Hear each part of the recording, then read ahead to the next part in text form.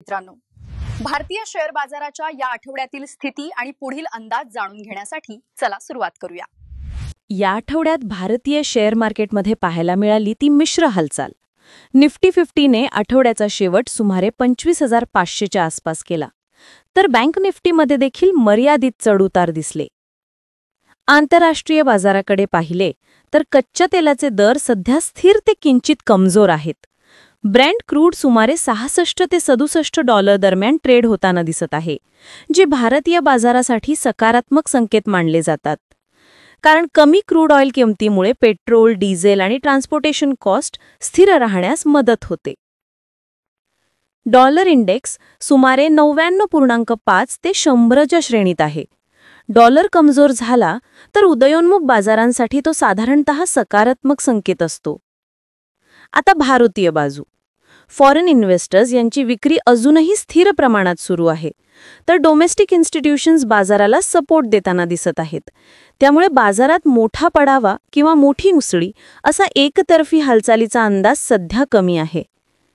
Technical स्तरांबद्दल बोलायचे झाले तर निफ्टीसाठी महत्त्वाचा खालचा आधार क्षेत्र 25,300 ते 25,150 असा ठेवता येईल. हा झोन जर टिकला तर बाजार स्थिर राहू शकतो.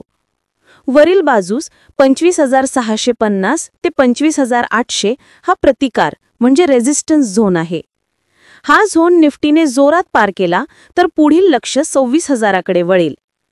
या आठवड्यात आयटी, ऑटो आणि फार्मा सेक्टरकडून स्थिर कामगिरी दिसली. बँकिंग सेक्टरमध्ये हलका प्रॉफिट बुकिंग मोड होता.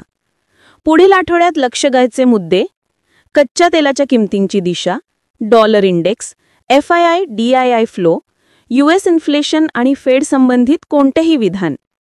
सध्या बाजाराची एकूण दिशा काळजीपूर्वक सकारात्मक अशी आहे. सपोर्ट झोन तुटला तरच ट्रेंडमध्ये नकारात्मकता वाढेल. निवेशकांसाठी संदेश: ट्रेडिंग करत असाल तर स्टॉप लॉस वापरा आणि काही नफा मिळत असेल तर पार्शल प्रॉफिट बुकिंग करा. दीर्घकालीन निवेशकांनी SIP पद्धत कायम ठेवावी. सतर्क रहा आणि मोठे निर्णय घेण्यापूर्वी ताजी खबर व तपशील पाहाच. पुढील अपडेटमध्ये भेटूयात. धन्यवाद.